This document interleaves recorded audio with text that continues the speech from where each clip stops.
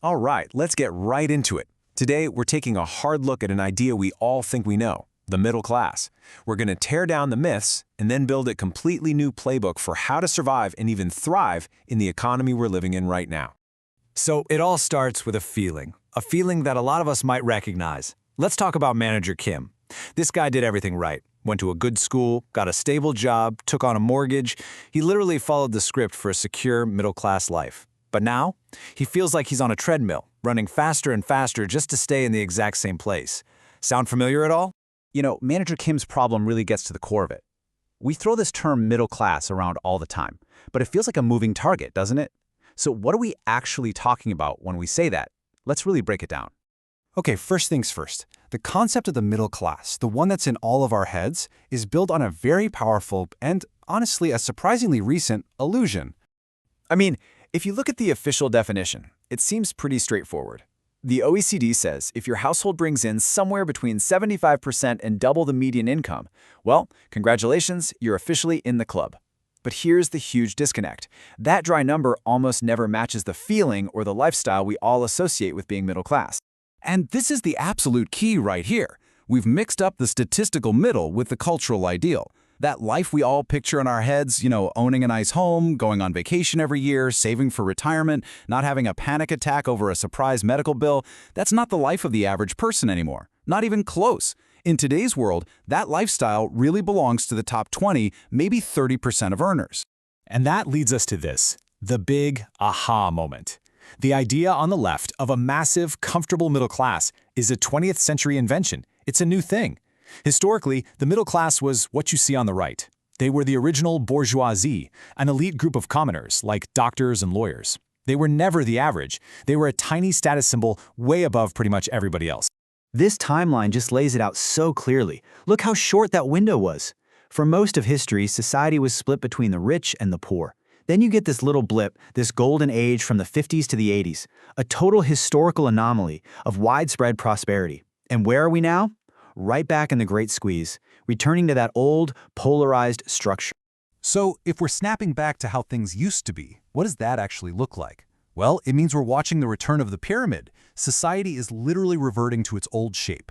Think about it like this. The 20th century was a bell curve society. It had this huge, stable middle, and there was real social mobility. You could move up.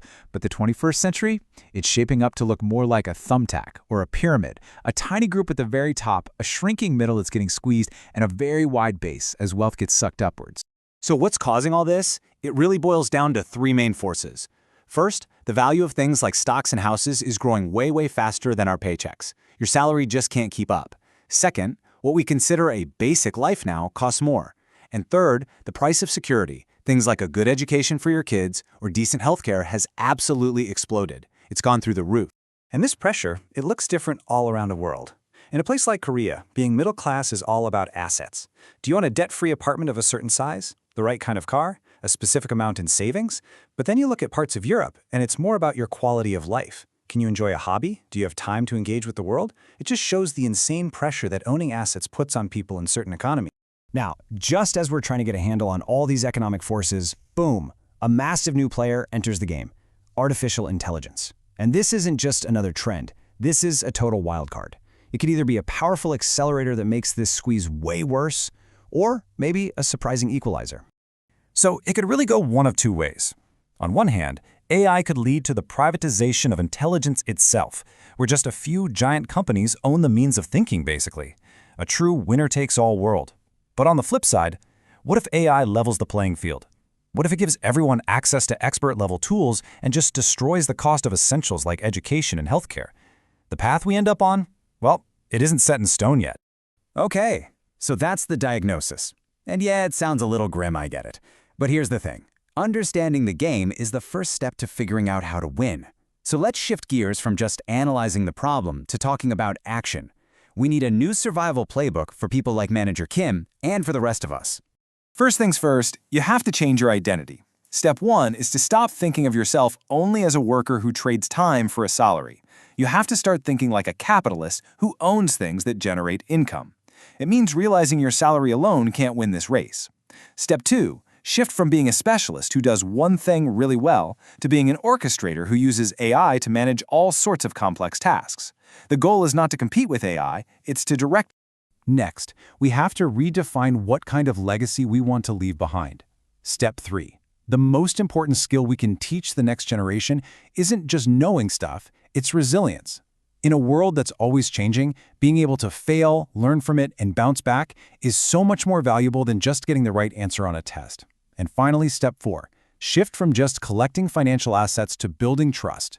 In a world full of deepfakes and misinformation, having a reputation as a reliable, trustworthy human being, that is going to be an incredibly rare and valuable kind of currency. You know, all of this really boils down to one fundamental shift in how we think. The old goal was to find your place as a secure little cog in a big, stable machine. The new goal? It's to become the architect of your own system for income, for skills, and for your values. So, we'll leave you with this. The old benchmarks for success, the apartment, the car, the job title, they're fading away. They don't guarantee security, and they sure don't guarantee happiness anymore. And in their place, we have the freedom, but also the challenge, to define success on our own terms. So the real question is, what will be your new standard for a rich life?